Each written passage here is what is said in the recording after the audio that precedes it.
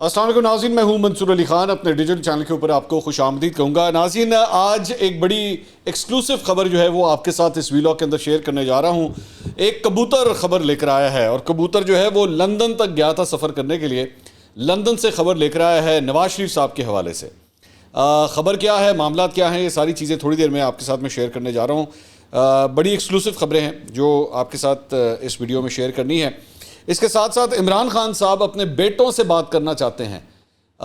یہ معاملہ کیا ہے، اس کی تفصیلات سے بھی آپ کو آگاہ کریں گے، لیکن اس سے پہلے آپ سے یہ ریکویسٹ ہے کہ چینل کو سبسکرائب ضرور کیجئے اگر آپ نے ابھی تک سبسکرائب نہیں کیا ہوا۔ 8 لاکھ سبسکرائبرز کا ٹارگٹ ہم 2 مہینے کے اندر اچیو کرنے کا ارادہ رکھتے ہیں، اور تقریباً 23% ٹارگٹ اپنا ہم آلریڈی اچیو کر چکے ہیں، اور موسٹ پرابلی ان قریب اسی ہفتے کے اندر جو ہے وہ 25% کا ٹارگٹ بھی جو ہے وہ اچیو ہو جائے گا۔ تو آپ کی مدد درکار ہے۔ اگر آپ نے ابھی تک چینل کو سبسکرائب نہیں کیا ہوا، بیل آئیکن ضرور پریس کیجئے اور آل ویڈیوز کو پریس کیجئے تاکہ آپ کو ہمارے نوٹیفیکیشنز مل سکیں۔ سب سے پہلے اکانومی، معیشت کے حوالے سے پریشانی پائی جاتی ہے، لوگ احتجاج کر رہے ہیں، بجلی کے بل نہیں دے پا رہے، اور اس کے ساتھ ساتھ اور جو دیگر اشاریے آ رہے ہیں وہ بھی بڑے ہی خوفناک اور خطرناک ہیں۔ یہ سارے نمبرز میں آپ کے ساتھ شیئر کرنا چاہوں گا۔ سب سے پہلے عالمی اقتصادی جریدے ٹریڈنگ اکنامکس نے ایک رپورٹ جاری کی ہے کہ پاکستان میں مہنگائی کتنی ہے۔ تو مہنگائی کی شرح میں پاکستان 18ویں نمبر کے اوپر آیا ہے، جہاں پہ سب سے زیادہ مہنگائی جو ہے وہ پائی جاتی ہے، اور یہ شرح جو ہے مہنگائی کی شرح میں مسلسل اضافہ ہوا ہے، جس کے بعد یہ شرح 28.3% تک پہنچ گئی ہے۔ نائجیریا میں مہنگائی کی شرح 24.8% اور لاؤس میں 27.8% ریکارڈ کی گئی ہے، اور افغانستان میں مہنگائی کی شرح سب سے کم -6.5% ریکارڈ کی گئی ہے۔ اب آپ اسی سے اندازہ کیجئے کہ کتنا بڑا فرق جو ہے وہ دونوں کے اندر نظر آ رہا ہے۔ اس کے ساتھ ساتھ ڈالر بھی، آج بھی ڈالر کی اڑان جو ہے وہ ویسے ہی چلتی رہی۔ ڈالر انٹر بینک میں ₹1.55 مزید مہنگا ہو گیا، اور اس کے بعد انٹر بینک میں ڈالر جو ہے وہ ₹306 کا ٹریڈ ہوتا ہوا دکھائی دیا گیا۔ تو 306 کے لیول کے اوپر بھی اب انٹر بینک میں آ چکا ہے۔ اوپن مارکیٹ میں بتایا گیا ہے جی ڈالر ₹326 ₹325 کے اوپر ٹریڈ ہو رہا تھا، لیکن یہ کہا جاتا ہے کہ اگر آپ ویسے ڈالر لینے کے لیے جائیں تو ₹335 تک بھی کوٹ کیا جا رہا ہے۔ یہ جو مجھے مارکیٹ ذرائع سے جو ہے وہ خبر ملی ہے، اور یہی صورتحال جو ہے کچھ زیادہ ہی خراب صورتحال سٹاک مارکیٹ کے حوالے سے بھی آئی ہے۔ سٹاک مارکیٹ آج لٹرلی کریش کر گئی، اور جب تک ہم یہ ویڈیو ریکارڈ کر رہے ہیں ابھی مارکیٹ کھلی ہوئی ہے، ابھی تھوڑا سا ٹائم ہے اس کے بند ہونے میں، لیکن اس نے جو اپنا لو لگایا ہے 1827 پوائنٹس، مارکیٹ جو ہے وہ نیچے گر گئی۔ اب 1800 پوائنٹس اگر مارکیٹ گر جائے تو آپ اندازہ کر سکتے ہیں کہ کتنے لوگوں کا نقصان ہوا ہوگا اس کی وجہ سے، اور مطلب خاص طور پہ جو چھوٹا انویسٹر ہوتا ہے وہ سب سے زیادہ ہٹ ہوتا ہے جب اس طرح مارکیٹ جو ہے وہ کریش کرتی ہے۔ اب اس کی وجہ جو ہے وہ یہ بتائی جا رہی ہے کہ مارکیٹ کے اندر یہ پینک ہے کہ انٹرسٹ ریٹس جو ہیں وہ مزید بڑھیں گے، شرح سود جو ہے وہ مزید بڑھے گی۔ شرح سود بڑھنے کا مطلب یہ ہے کہ اگر آپ کاروبار کرنے کے لیے، گھر بنانے کے لیے، گاڑی خریدنے کے لیے اگر بینک سے پیسے لینا چاہتے ہیں تو آپ کے لیے یہ جو لون ہوگا وہ اور بھی زیادہ مہنگا ہوگا، اور جب اتنا زیادہ لون مہنگا ہوتا ہے تو نارملی لوگ لون ہی نہیں لیتے، اور اگر لوگ لون ہی نہ لیں تو اس کا آٹومیٹک افیکٹ جو ہے وہ ٹریڈ کے اوپر آتا ہے، یعنی گاڑیوں کے اوپر آتا ہے۔ میں چھوٹی سی اگزامپل آپ کو دوں گا کہ آج بزنس ریکارڈر کے اندر بیسکلی آج یہ خبر آئی کہ ٹوئیٹا کے حوالے سے ان کا یہ کہنا ہے کہ جنوری سے لے کر ابھی تک ان کی جو سیلز ہیں، یعنی گاڑیوں کی، ٹوئیٹا کمپنی کی جو گاڑی ہے اس کی سیلز میں 55% کا ڈراپ آیا ہے، 55%۔ اب آپ اسی سے اندازہ، یہ ساری چیزیں آپس میں ریلیٹڈ ہیں، اور اب جب مارکیٹ کے اندر یہ بات آ رہی ہے کہ جناب شرح سود اور مہنگا ہوگا تو اس کی وجہ سے اور بھی زیادہ جو ہے، کیونکہ گاڑی ایک ایسی چیز ہے کہ یہ ایک لگژری آئٹم کے طور پہ بھی کنسیڈر کی جاتی ہے، تو لوگ اپنا پلان جو ہے ظاہری بات ہے وہ چینج کر دیں گے کہ نہیں جائیں گے، اور بھی بہت سے سیکٹرز جو ہیں ظاہری بات ہے جب یہ شرح سود انکریز ہوتا ہے۔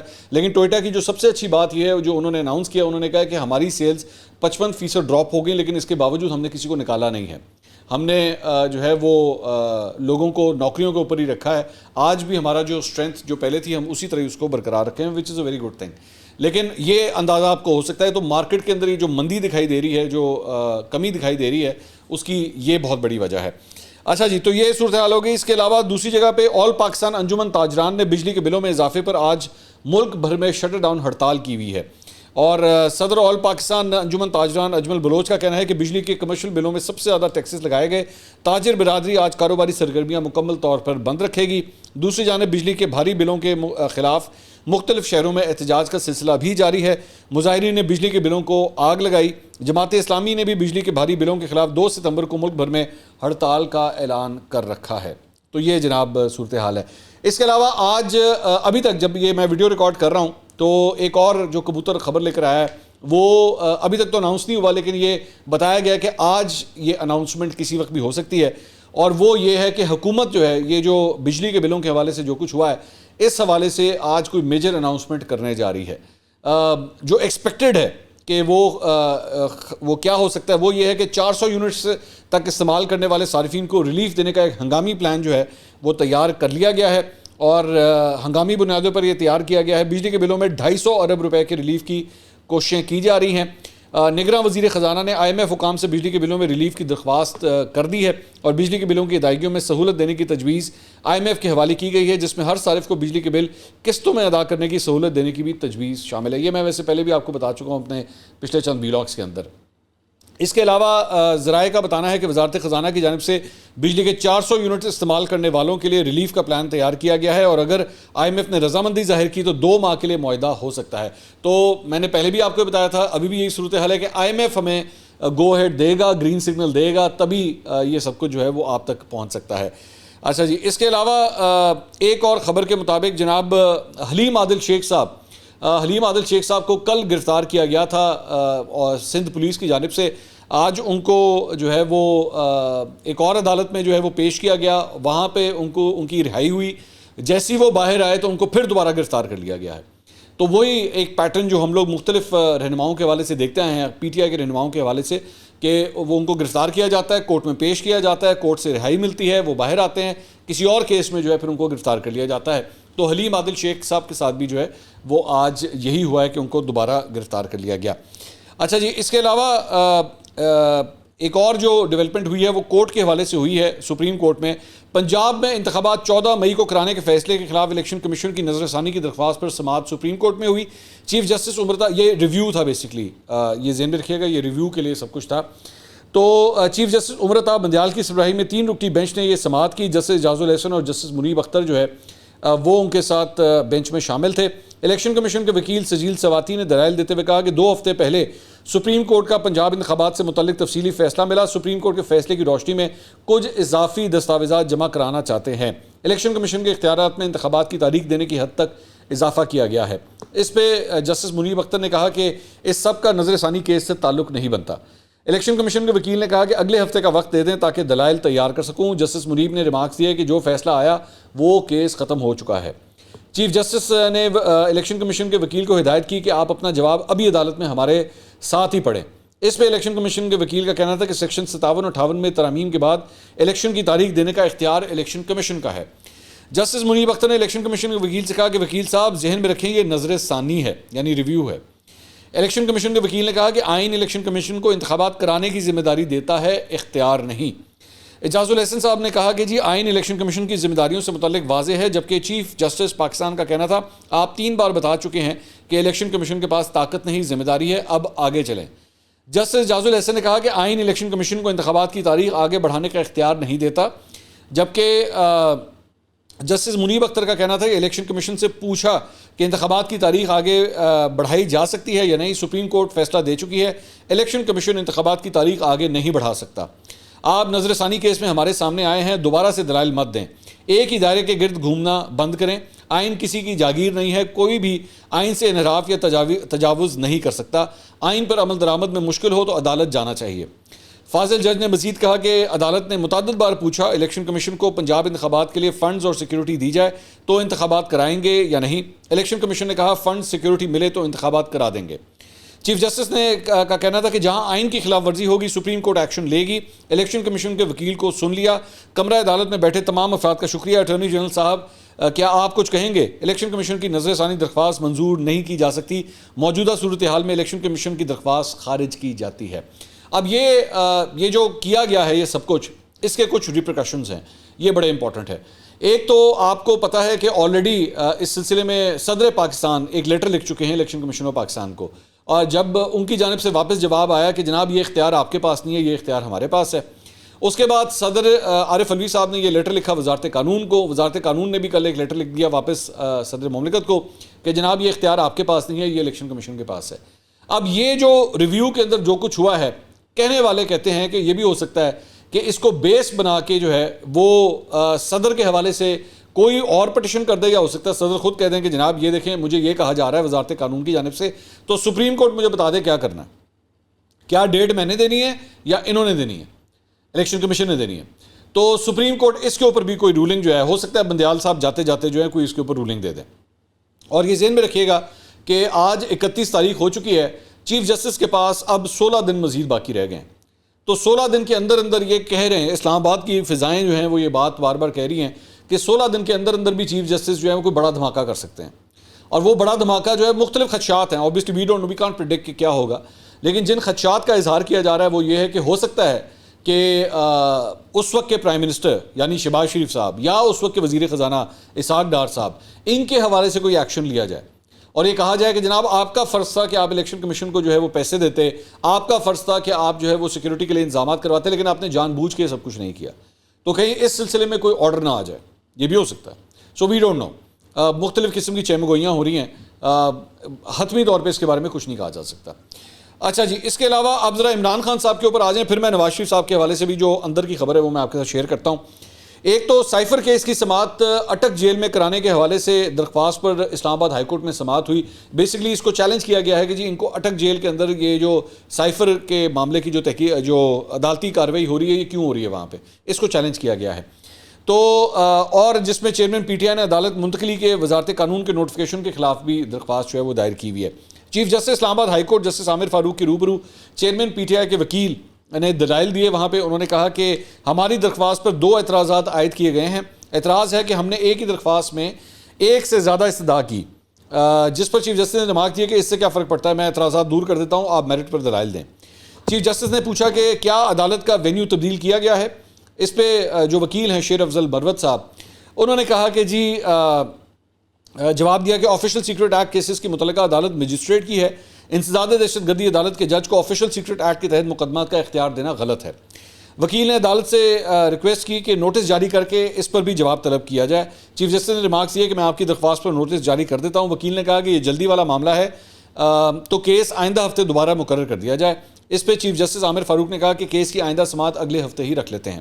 بعد ازاں عدالت نے کیس کی سماعت جو ہے وہ ملتوی کر دی۔ یہ وہی چیف جسٹس ہیں جن کے خلاف جو ہے پاکستان تحریک انصاف نے سوشل میڈیا کی مہم چلائی تھی، یہ ذہن میں رکھیے گا۔ اچھا جی، اس کے علاوہ آفیشل سیکرٹ ایکٹ عدالت نے وہاں پہ chairman P T I Imran Khan صاحب کو اپنے بیٹوں سے ٹیلی فون پر گفتگو کرنے کی، بات چیت کرنے کی اجازت دے دی ہے۔ ہوا یہ ہے کہ ان کے وکیل عمیر نیازی اور شیراز احمد کی جانب سے ایک درخواست دائر کی گئی اس عدالت میں، اور یہ کہا گیا کہ جی وہ عمران خان صاحب اپنے بیٹوں قاسم اور سلیمان سے ٹیلی فون یا واٹس ایپ پر بات کرنا چاہتے ہیں۔ تو جج ابو الحسنات ذوالقرنین نے چیئرمین پی ٹی آئی کی یہ درخواست منظور کر لی، اور انہوں نے سپرنٹینڈنٹ اٹک جیل کو والد سے بیٹوں کی ٹیلی فون پر بات کرانے کے انتظامات کرنے کی ہدایت دی۔ میرے خیال میں ایک اچھی بات ہے، اوبیسلی اس میں کوئی حرج نہیں ہے۔ کوئی باپ ظاہری بات ہے جب اندر ہوتا ہے تو اس کو اپنے بچے یاد آتے ہیں، اور دس از اے ہیومن نیچرل تھنگ، تو یہ بالکل ملنا چاہیے تھا۔ عمران خان صاحب کو یہ رائٹ ملنا چاہیے تھا کہ وہ اپنے بیٹوں سے بات کریں، بہت اچھی بات ہے۔ اب ان کے بیٹوں سے بھی بات چیت ہو جائے گی۔ علیمہ خان صاحبہ عمران خان صاحب کی جو بہن ہے، انہوں نے میڈیا سے گفتگو کی ہے، انہوں نے عمران خان صاحب کے اندر کی جو صورتحال ہے اس کے حوالے سے کچھ کامنٹری کی ہے۔ انہوں نے کہا کہ عمران خان جیل میں خوش تھے، فٹ لگ رہے تھے، کہہ رہے تھے کہ بڑے سالوں بعد قرآن پڑھنے کا ٹائم ملا ہے، دوسری بار قرآن پڑھ رہے ہیں، اسلامک ہسٹری پڑھنے کا بھی موقع ملا ہے، جو بھی ماحول دے دیں خان صاحب کو وہ اپنے آپ کو ایڈجسٹ کر لیں گے۔ عمران خان ایسے نہیں سوچتا کہ میری کنڈیشن کیا ہے، آپ اگر ان سے پوچھیں گے تو وہ کہیں گے سب ٹھیک ہے، اور جیل انتظامیہ سے بھی وہ بڑے مطمئن تھے کہ مجھے کسی کے ساتھ کوئی شکایت نہیں ہے۔ اچھا، یہ بڑی ایک انٹرسٹنگ بات ہے، وہ یہ ہے کہ ایک جگہ کے اوپر یہ کہا جا رہا ہے کہ جناب عمران خان صاحب کو بڑی بری حالت میں رکھا ہوا ہے۔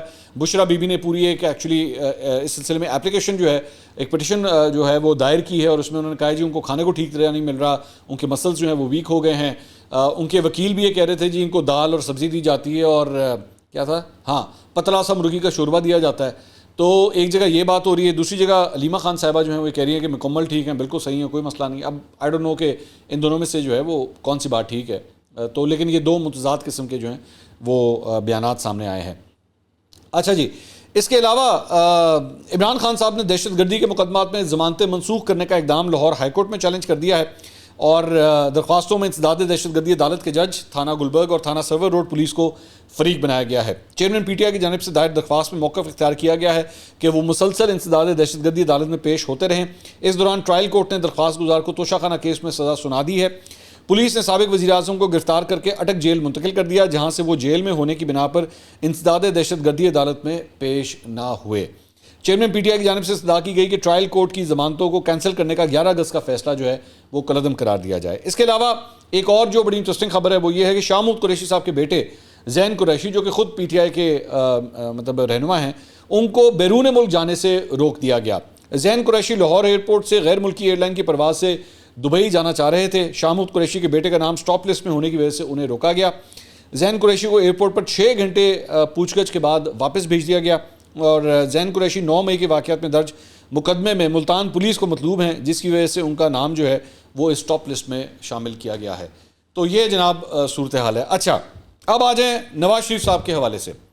تو جناب ایک جو خبر ہے وہ بیسکلی ایک صحافی کی ملاقات ہوئی ہے اور نواز شریف صاحب سے پچھلے چند دنوں کے اندر، اور انہوں نے بڑی تفصیلاً صورتحال بتائی ہے کہ نواز شریف صاحب کا پلان کیا ہے، وہ کیا سوچتے ہیں آج کل۔ ظاہری بات ہے this is not a direct interview, this is coming out from a conversation, اور بڑی انٹرسٹنگ کچھ گفتگو ہے اس کے اندر جو میں آپ کے ساتھ شیئر کرنا چاہوں گا۔ ایک تو نواز شریف صاحب سے یہ سوال کیا گیا، ان سے پوچھا گیا کہ آج کل جو ہے وہ شہباز شریف صاحب بھی ایکسیپٹ کرتے ہیں، نون لیگ کے دیگر رہنما بھی ایکسیپٹ کرتے ہیں کہ آپ کا ووٹ بینک بہت بری طرح ہٹ ہوا ہے، اس 16 ماہ کی یہ جو کارکردگی تھی اس میں بہت بری طرح ہٹ ہوا ہے۔ تو کیا آپ اگر واپس آنے کا پروگرام ہے اور الیکشن لڑنے کا پروگرام ہے تو حکومت تو نہیں ملتی آپ کو، اس صورتحال کے اندر تو نہیں ملتی، کیونکہ لوگوں میں آپ کے اگینسٹ بڑا سویر قسم کا غصہ ہے کہ جو کچھ ہونا چاہیے تھا، جس طرح پرفارم کرنا چاہیے تھا وہ نہیں ہوا، لوگوں کو ریلیف نہیں ملا بلکہ ان کی جان مزید اذیت میں پھنس گئی ہے۔ تو نواز شریف صاحب کا یہ ماننا ہے کہ اگر ایسا ہوتا ہے تو کچھ نہیں ہوتا، لوگوں کا رائٹ ہے، لوگ جس کو بھی ووٹ دینا چاہتے ہیں وہ بے شک دیں۔ اگر مسلم لیگ نون کو اپوزیشن میں بھی بیٹھنا پڑا تو مجھے کوئی اعتراض نہیں ہے اس کے اندر، میں اپوزیشن میں بھی بیٹھنے کے لیے تیار ہوں، اور اگلے 5 سال اگر اپوزیشن میں بیٹھنا پڑتا ہے تو کوئی ایشو نہیں ہے۔ پھر ان سے یہ بھی کہا گیا کہ ہو سکتا ہے کل کو پاکستان پیپلز پارٹی اور پی ٹی آئی جو ہے وہ آپس میں اتحاد کر لیں اور وہ حکومت بنا لیں، تو انہوں نے کہا جی 100 بسم اللہ، بے شک بنائیے، مجھے کوئی اعتراض نہیں ہے، اگر بنانا چاہتے ہیں تو بے شک بنائیں، یہ ان کا رائٹ ہے۔ اگر ان کا اتحاد ہوتا ہے آپس میں تو بالکل ہے، انہوں نے ہمارے ساتھ بھی اتحاد کیا تھا، وہ ان کا رائٹ ہے، وہ کل کو کسی اور کے ساتھ بھی اتحاد کریں، یہ ان کا رائٹ ہے۔ اس کے بعد ان سے یہ سوال ہوا کہ کیا واپسی کا پروگرام پکا ہے، تو آخری اطلاعات تک تو نواز شریف صاحب نے یہی کہا کہ ہاں جی واپسی کا پروگرام جو ہے وہ پکا ہے، اور وہ اکتوبر میں ہر صورت جو آ رہے ہیں۔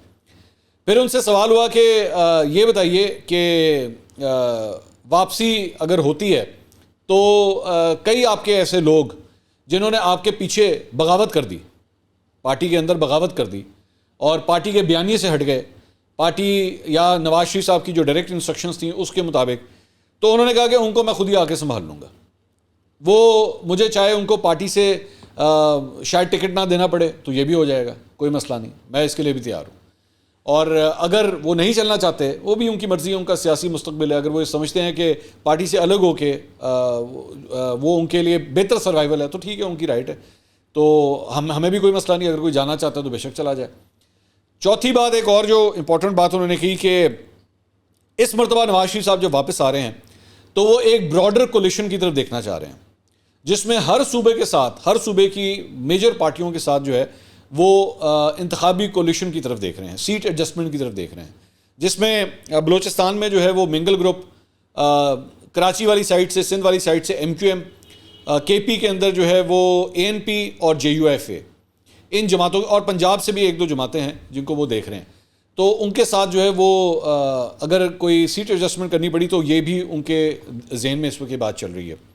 اور اسی سے ریلیٹڈ ایک اور بڑی انٹرسٹنگ بات جو پتہ لگی وہ یہ تھی کہ نواز شریف صاحب کی یہ خواہش ہے، میں نے ظاہری بات ہے خواہش ہے، آئی ڈونٹ نو یہ پوری ہوتی ہے کہ نہیں ہوتی، لیکن ان کی خواہش ہے کہ جب نواز شریف پاکستان آئیں، لینڈ کریں، تو یہ جتنی جماعتوں کے بھی تھوڑی دیر پہلے میں نے نام لیے ہیں ان کے رہنما بھی نواز شریف صاحب کے استقبال کے لیے ایئرپورٹ کے اوپر موجود ہوں، تاکہ ایک براڈر کولیشن کا امپریشن جو ہے وہ ضرور جانا چاہیے پورے ملک کو، کہ اگر ان کو کوئی سپورٹ حاصل ہے تو خالی مسلم لیگ نون کی نہیں ہے، اس میں دیگر جماعتیں بھی شامل ہیں۔ اب یہ جو کچھ بھی میں اچھا پھر ان سے ایک اور سوال ہوا کہ یہ بتائیے کہ بندیال صاحب کے دور کے اندر جو ہے آپ واپس کیوں نہیں آ رہے، ایسی کیا وجہ ہے؟ تو انہوں نے کہا کہ اس کا اس سے تعلق نہیں ہے کہ میں کوئی بندیال صاحب سے ڈر گیا ہوں یا میں بندیال صاحب کی وجہ سے میں واپس نہیں آ رہا تھا. اس کی بیسک ریزن سب سے بڑی وہ یہ ہے کہ وہ یہ سوچ رہے ہیں، نواز شریف صاحب یہ سوچتے ہیں کہ ان کو تب وہاں پہ آنا چاہیے جب کوئی الیکشن کا ماحول بن جائے. تو ظاہری بات ہے، میں نے اپنی سورس سے سوال کیا کہ جی اگر ان کا اکتوبر میں واپس آنے کا پلان ہے تو کیا اکتوبر میں الیکشن کا ماحول بن جائے گا، کیا ایسا ہو جائے گا؟ تو ان کا یہ ماننا ہے کہ اکتوبر تک ہمیں الیکشن کی کوئی نہ کوئی ڈیٹ ضرور مل جائے گی. اب اس کا تعلق کس بات سے؟ اس کا تعلق اس بات سے ہے کہ قاضی فائز عیسیٰ صاحب جو ہیں وہ تو 16 کے بعد آنے لگے ہیں، 16 ستمبر کے بعد آنے لگے ہیں. تو الیکشن کی ڈیٹ کو لے کے اس کے اوپر کچھ نہ کچھ ہوگا ضرور، اور قاضی فائز عیسیٰ صاحب کے انڈر ہی ہوگا. تو یہ ممکنات میں شامل ہے، ممکنات میں، یہ ذہن میں رکھیے گا، یہ شامل ہے کہ ہو سکتا ہے کہ ان کو کہہ دیا جائے کہ وہ کوئی نہ کوئی الیکشن کمیشن سے کہے نہیں جی ڈیٹ تو آپ ضرور اناؤنس کریں، ٹھیک ہے یہ ہلکا بندیاں شلکا بندیاں جو کچھ بھی ہو رہی ہیں لیکن ڈیٹ اناؤنس کریں. اور ضروری نہیں ہے کہ یہ ڈیٹ فروری کے مڈ کی ہو، یہ تھوڑا پہلے بھی ہو سکتی ہے. تو اس لیے آن دا سیف سائڈ اکتوبر کا پلان کیا گیا ہے کہ اکتوبر میں نواز شریف صاحب جو ہیں وہ واپس آ جائیں. تو سب سے امپورٹنٹ بات ایک اور جو اس ساری کنورسیشن میں مجھے پتہ لگی ہے وہ یہ ہے کہ نواز شریف صاحب واپس آ کے، یہ ان کے ذہن میں یہ چیز ہے کہ وہ واپس آ کے اپنی پارٹی کو دوبارہ اپنے ہاتھ میں گرپ کرنا چاہتے ہیں، جہاں پہ ان کو یہ محسوس ہو رہا ہے کہ کچھ جگہوں پہ اپنی ہی پارٹی کی گرپ ان کے ہاتھ سے نکل گئی ہے. تو یہ نواز شریف صاحب کا پلان ہے. یہ پلان کس حد تک امپلیمنٹ ہوتا ہے، کیا کچھ ہو پاتا ہے یا نہیں ہو پاتا، we'll have to wait and see. اگلی ویڈیو میں آپ سے دوبارہ ملاقات ہوگی. اللہ حافظ.